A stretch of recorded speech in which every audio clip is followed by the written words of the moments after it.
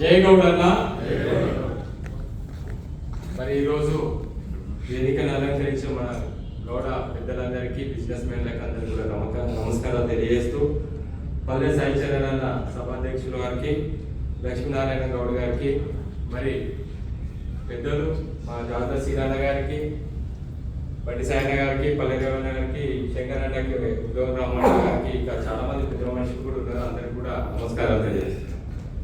మరి జీబీఎన్ ఏదైతే కార్యక్రమానికి మమ్మల్ని లక్ష్మీనారాయణ గారు ఆహ్వానించడం చాలా సంతోషము. నేను ఒకటే చెప్తున్నా, బల్కంపేట వెళ్ళామా తల్లి దగ్గర ఇప్పుడు దర్శనం చేసుకొని ఈ జీబీఎన్ సంస్థ తెలంగాణలో కాదు, భారతదేశంలో కాదు, ప్రపంచ స్థాయిలో కూడా ఎదగాలని ప్రసారం చేసినా అందరు కొద్దిగా. మరి నా ఒక ఆలోచన ఏంటంటే, నేను కూడా రియల్ ఎస్టేట్ చేస్తున్నా. దాదాపు నా దగ్గర కూడా 100 ఎకరాలు ఉన్నాయి. ఇక్కడ నారాయణగేలో ఉన్నాయి. సోలార్ మీకు చెప్తుంది బ్రదర్, సోలార్కి సంబంధించి అక్కడ మీకు 14 లక్షల నుంచి 10 లక్షల వరకు కూడా ఎకరం నేను ఇప్పిస్తా. అక్కడ ఒక 1000 ఎకరాలు కావాలన్నా నేను ఇప్పిస్తా. మరి ఇక్కడ జనగాంలో కూడా దాదాపు 300 ఎకరాలలో ఫామ్ ల్యాండ్ కూడా చేస్తున్నాం. అక్కడ దానికి కూడా మీరు ఏదైనా రియల్ ఎస్టేట్ పరంగా నేను కొన్ని నెంబర్స్ తీసుకున్న మీ అందరూ కూడా ఏజెంట్ అయ్యి మార్కెటింగ్ చేసేవారికి, కొందరు ఒక పెద్ద 100 కంపెనీస్ మన మార్కెటింగ్ ఏజెన్సీతో ఒక లంచ్ ఏర్పాటు చేసుకుంటూ ఆ పెద్దమ్మ తల్లి దగ్గర చేయాలని అనుకుంటున్నా. నేను మిమ్మల్ని కూడా నెంబర్లు తీసుకున్నా, లక్ష్మణ దగ్గర నెంబర్లు తీసుకొని వాళ్ళని కూడా నేను అక్కడికి ఆహ్వానిస్తాను. మళ్ళా నాకు ఇంకో 100 ఎకరాలు జనగం దగ్గర కావాలి, మీరు ఏదైనా ఉంటే చెప్పండి. కిలాషాపూర్ దగ్గర కూడా దాదాపు ఒక 70 ఎకరాల ల్యాండ్ అక్కడ కూడా ఉంది, 25 లక్షలకి ఎకరం ఇప్పిస్తా. ఇవన్నీ కూడా రియల్ ఎస్టేట్ అయిపోయింది. ఇక్కడ రియల్ ఎస్టేట్ నేను చెప్పేస్తా. మీరు ఢిల్లీలో ఒక ఇలాంటి కార్యక్రమం పెట్టాలి. గలీలో వేసుకున్నాం, ఢిల్లీ కూడా మనదే. రాజకీయ నాయకులు గలీలో రాజకీయం చేస్తారు, ఢిల్లీలో కూడా రాజకీయం చేస్తారు. మీరు ఒక ఏదైతే ఆలోచనతోటి బిజినెస్ ని ముందుకు తీసుకోవాలి, మన గౌడ జాతిలో ఉండి అందరం కలుసుకొని బిజినెస్ ఎట్లా ముందుకు పోవాలనే ఒక ఆలోచనకి నేను ఫస్ట్ ధన్యవాదాలు తెలియజేస్తున్నాను. నేను ఒక పొలిటీషియన్ గా కూడా ఉన్నా. సర్దార్ సర్వాయి పాపన సినిమా కూడా తీసిన పంజారా జైన్ గౌడ్ గారు, మా నాన్నగారు. నేను ఒక అదృష్టంగా నేను ఏం భావిస్తున్నా అంటే, ఒక గౌడుగా ఫస్ట్ ఇక్కడ పెట్టింది మేము.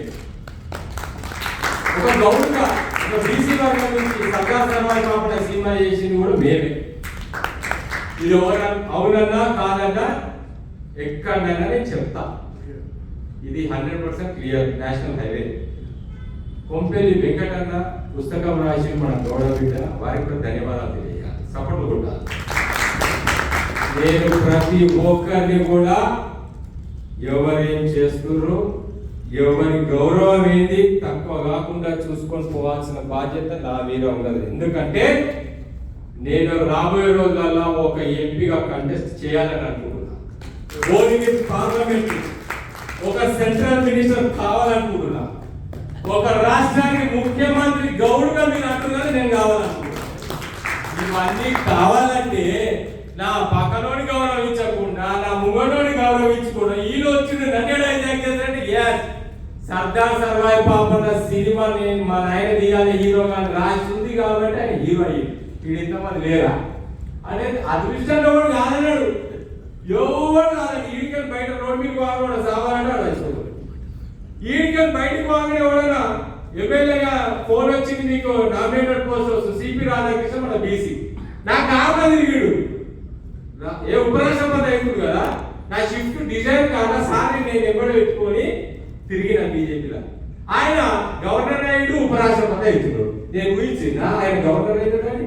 అరే మీరు అందరూ ఏమనుకుంటున్నారంటే వీడు కాంపిటీషన్ వస్తాడు, వాడు కాంపిటీషన్, ఎవరికి కాంపిటీషన్ కాదు. దయచేసి ఒక చిన్న రిక్వెస్ట్, రాజ్యాధికారం కావాలని అంతే అంటున్నారు కదా. తెలంగాణ వచ్చినాక కూడా గౌన్లో మన పెద్ద బహిరంగ సభ పెట్టలేదు. మీరు బిజినెస్ ఫోరం నుంచి దయచేసి ఇక్కడ పెద్ద పెద్ద నాయకులు ఉన్నారు, సంఘాల నాయకులు ఉన్నారు. ఒక పెద్ద ఎత్తున మేము సభ తయారు చేస్తాం, పెద్ద ఎత్తున గౌడ గర్జన తయారు చేస్తాము. మీ బిజినెస్ ఫోరం నుంచి మాకు సపోర్ట్ చేయండి. మేము ఇచ్చే కమిట్మెంట్ మీకు ఎమ్మెల్యే కావాలా, ఎంపీ కావాలా, సెంట్రల్ మినిస్టర్ కావాలా, రాష్ట్ర ముఖ్యమంత్రి కావాలా, మీకు ఏ పనులు ఉన్నా కానీ మేము చేసి పెడదామని చెప్పి సభారూపకంగా హామీ ఇస్తున్నాం. థ్యాంక్ యూ వెరీ మచ్ అన్న. డెఫినెట్లీ